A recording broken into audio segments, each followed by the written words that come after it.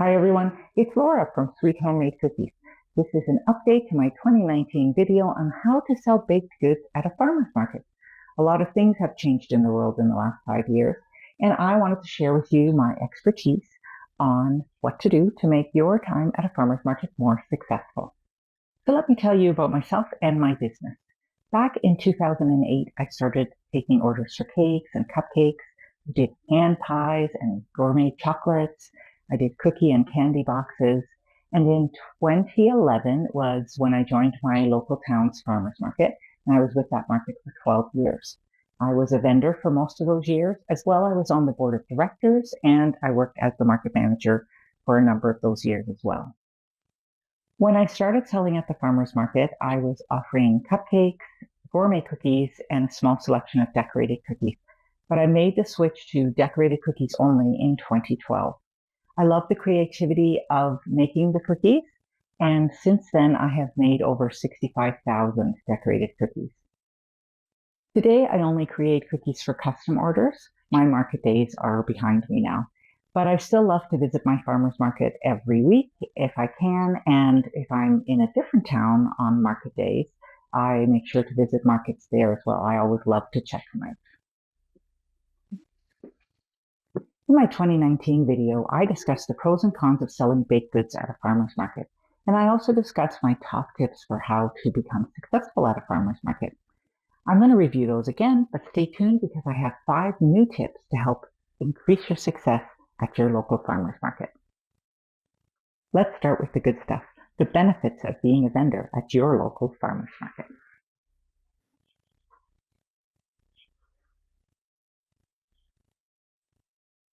I loved connecting with local people. Because I only wanted to sell local, I had no interest in shipping.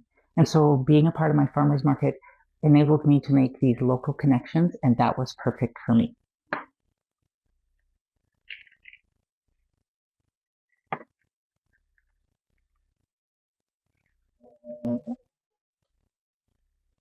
There tends to be a lot of buzz around a farmer's market. It's an exciting place to visit, and it's an exciting time of the year. And so if you're a vendor at a farmer's market, you get to benefit from the buzz that is created. As the market manager, it was something I helped to create through signage around town, social media posts, and advertising. Your fellow vendors, my fellow vendors, also created it by posting on their social media, and it would attract all their followers to the event. And finally, dignitaries and the media were always happy to come out to get a story and to get a photo op, and they would share the information they gathered on that day and the photos they took on that day on their networks. And that really brought a lot of exposure. And so being part of a farmer's market really helps you take advantage of the buzz.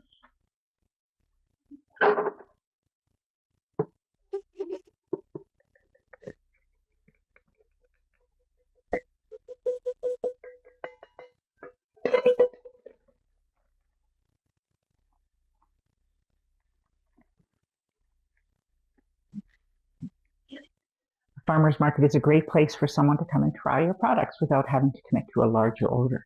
Your products are there for them to purchase. They can buy just one and see if they like it. And it's a great way to get your name out there.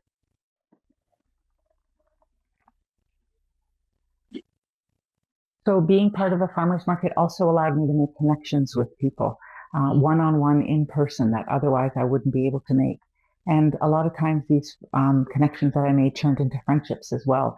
And longtime customers still come to me, people that I met years and years ago at the market.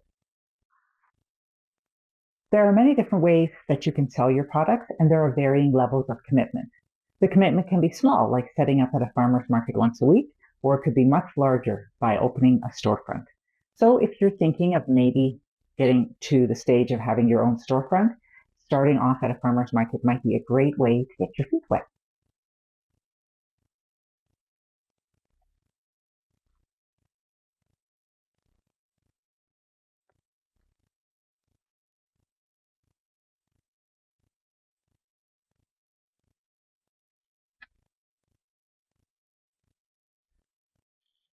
So I'd be remiss if I didn't also talk about the challenges of being part of a farmer's market.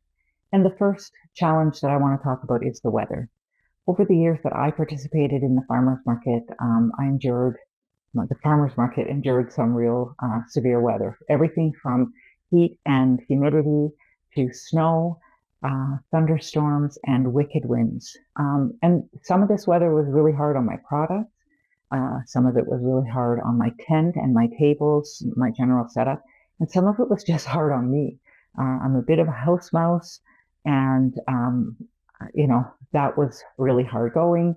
But I learned I wasn't made of sugar. I also learned that farmers are much, much tougher than I was. But I always stuck it out, and the customers always came anyways with their umbrellas or, their jackets turned up. They wanted to come, and they didn't want to miss out on our weekly market.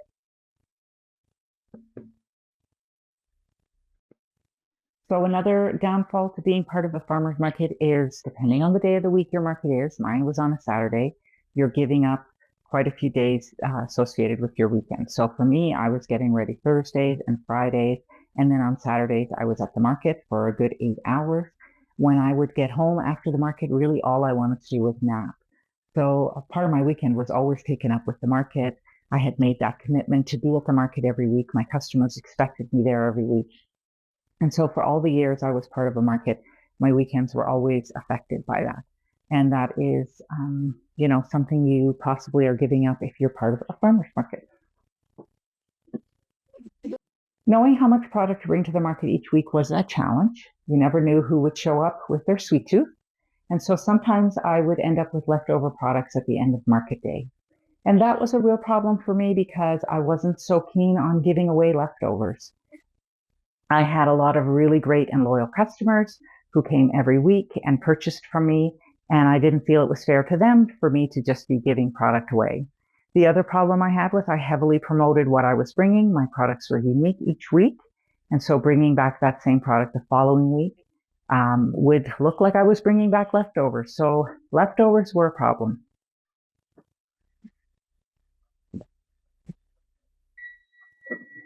Of course, it's not all doom and gloom. Let's talk about the tips to make your market experience really successful. As a farmer's market manager and now as a farmer's market customer, one of the first things I always notice is the setup of a vendor's booth. Before your very first farmer's market, make sure you do a test run. Get everything set up, your table, your tent, and all your displays. And then step back and what do you see? Ask a friend to take a picture of you in your booth, and what do you see? I always had the goal of having a very clean and beautiful display with an abundance of products and a very clear price list, and for me to be standing behind my table with a smile.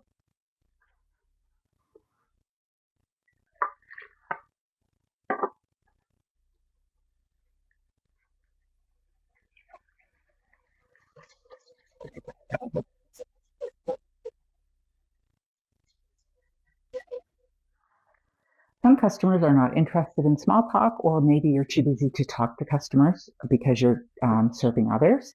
And in that case, great signage can make a huge difference. I had a big banner that I had set up at the back of my booth, and the biggest word on that banner was cookies. So clear across the market, people could see what I was selling. And then when they got up close, they could see in detail what I was selling.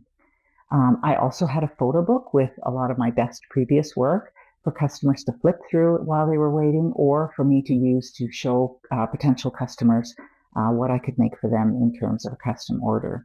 I would have liked to have had technology to display this, but wind and rain and a lack of electricity at my booth made that part impossible. Find out if you can bring samples to the market. The answer is probably in the rules and regulations document, and if you can't find the answer there, just reach out to the market manager. Providing samples really allowed my customers to get up close, and tasting a sample often led to a sale. So because of food safety rules and how people generally feel about the way food is handled, make sure you're very clean in how you hand out these samples. A dedicated set of tongs and a container that's covered is a great start. Make sure that you are the only person who is handling those tongs in that container. And if you hand out toothpicks or napkins with your product, make sure you have a discreet garbage can. So the way I made my samples is I would use leftover dough and leftover icing at the end of the week, and I would make quarter size cookies. and then I would keep them in a jar on my booth, but closer to my side than the customer side. And it was really great. I had a one sample per week rule, which meant that a lot of children came back every week for their sample. And because the market has such a festive atmosphere, a lot of times parents were in a happy and generous mood, and getting those kids up to my booth very often led to a sale. So I like to change up my designs each week and bring something unique to the market every time I went. And my customers really responded well to that. They seemed to really enjoy seeing what I came up with next. So no matter what your category is in the market, if you can bring something different each week, I think your customers will respond to that. The other thing that was really fun is because I sort of advertised ahead of time what I was bringing, a lot of times my customers would come dressed to match the theme.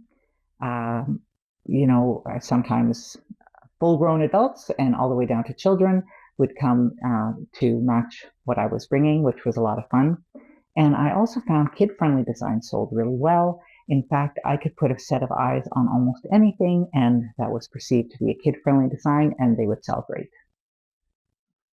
In the beginning, I tried everything. I made wedding cakes, I made gum paste, flowers, and fondant cake toppers. I made cupcakes with marzipan designs, truffles and chocolates and candy boxes. I made brownie cakes and bûche de Noël, madeleines, and croquembouche. I really tried everything that was out there in the baking world. And my family really enjoyed the scraps, and I enjoyed the process. But in the end, it was very hard to be profitable making these one-of-a-kind items. And so when I made the decision in 2012 to start working just on decorated cookies, that's when I found my niche, and that's when I found how to make a profit at my business. And so while it is tempting to take on any order, people will approach you when you're in your booth. They see that you're a baker and they think you can bake anything, and perhaps you can. But I think it's really hard to make money when you're doing these one-of-a-kind things. So unless you're into donating your time and the cost of your ingredients, I would advise you to pick a lane and stick to it. And for me, that was decorated cookies. I enjoy making them. I like what I'm producing, and it's a great way for me to make a profit. Making small talk with strangers can be pretty awkward. And so one of the things I tried to do is I tried to have a pitch ready that I could always just say when I didn't have the words to come up with anything else. And so I practiced this pitch a whole lot. At first I practiced it in my head, and then I practiced it in front of a mirror, and I practiced it while I was driving or cooking. And then eventually I practiced it in front of my husband and kids. And then when the time came that there was a stranger standing in front of me at my market booth, I knew exactly what I was going to say. Hi, I'm Laura. My business is Sweet Handmade Cookies, and I make decorated cookies for all occasions. I do weddings and birthdays and baby showers and corporate events. Can I offer you a sample? And this was a great way for me to make that connection. Sometimes people would just keep walking, and that still was pretty awkward, but most times people would stop, and I could have a little conversation with them at that point. I would pay attention, and if they dropped their name in conversation, I would try to memorize it. If they mentioned their child's name, I would try to memorize it so that I could address them the next time. And I always ended each transaction with customers with, "I'll see you next week."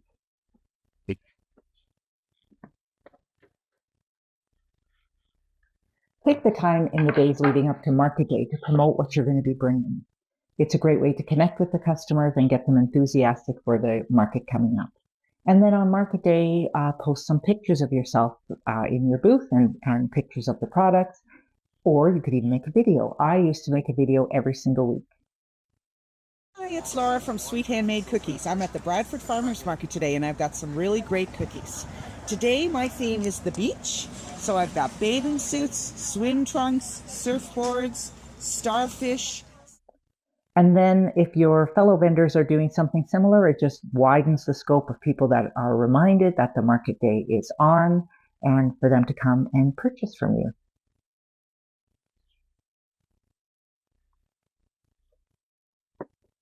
So I just covered everything that I discussed in my 2019 video, but now I want to talk to you about some new things to consider for joining your farmers market. The world is a different place 5 years on, and there are lots of new opportunities for you to explore to make your market time more successful. So for many years, our market ran almost exclusively on cash, but 2020 changed that. And even now, when I go to the market as a customer, I often don't bring any cash at all. And so it's time to get yourself set up for accepting online payments. Over the years, I would have customers come to my booth with only cash, and they would run out of money before they had finished buying everything they want. If I had, at that point, had an online payment system, I would have had more sales. Now, be aware that some of these payment systems have fees associated with them, and do your due diligence to make sure you have the best one for you. Also, make sure you still have a cash box with a good float. It's not very attractive when you have to leave your booth to get change, so make sure you're set up for a full market day with lots and lots of change. Farmers markets are all about supporting local. And you can do that by hiring local artists to create your logo and your branded clothing to wear at the market. You may also find people who could help you create displays. And making these connections can help you out more because you can promote them and they can promote you on social media. It's win-win.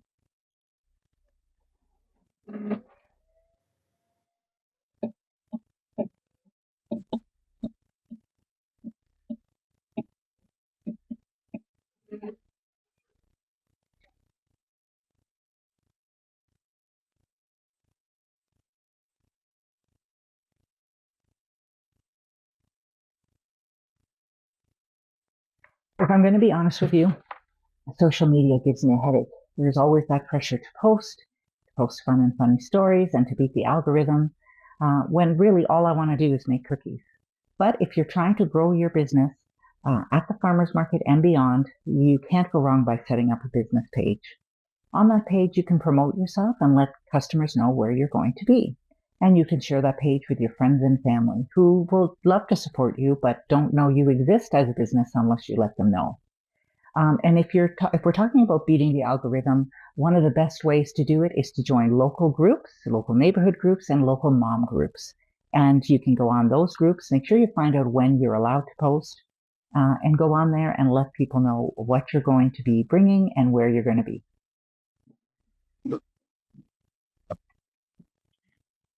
Online, I've seen a lot of bakers question themselves and the quality of their work. There's something quite magical that happens at a farmer's market with that face-to-face interaction with your customers and watching them ooh and ah over your work and their way through a sample. Being a farmer's market vendor can really boost your confidence. So my last piece of advice is a bit of a reality check. Actually, one of the hardest parts about joining a farmer's market is being accepted. The baking category is one of the most popular, and there are a lot of talented bakers out there who would like to make money at a market. So there's a couple of reasons why you might not be accepted. One of the reasons could be just the size issue. And with that, I mean either the physical size of the market, maybe they have reached the maximum number of vendors they can squeeze into the space, or it could be that the market itself has rules that only allow a certain number of certain vendors. And so if you aren't having luck to get into the market, I would suggest reaching out to the market manager and asking them if there are any categories that they need filled in the baking category. So for example, over the years, at one point we struggled to find a pie baker and we struggled to find a bread maker. And so if you are comfortable in any of the categories that they haven't yet filled, perhaps you'd be willing to step into those shoes, and that could be your in to that market.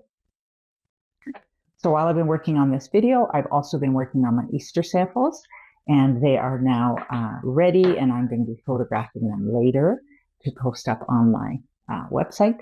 And I wanted to just give you some closing thoughts about being part of a farmer's market. For me, being part of my town's farmer's market was always a great and fun experience. The first market of the year was always a celebration, the joy of spring coming and the thoughts of the warm summer on its way, and just meeting up with friends that we hadn't seen in a long time. And the last market of the year, whether it was in the fall or closer to Christmas, was always bittersweet. While it was wonderful to think about sleeping in for a couple of months, we knew we'd be missing our friends and not being able to get together quite as regular as we were doing during the market season. My kids always helped at my booth, and their friends were always around, so that always made it fun. And it was fun watching our market family grow and our customers' families grow, and being part of the market was really great for us. I hope this video helps you make a great decision for your business. Leave me a comment or question and give me a thumbs up if you can. Best yet, if you are interested, please subscribe to my channel. I'll see you again next time.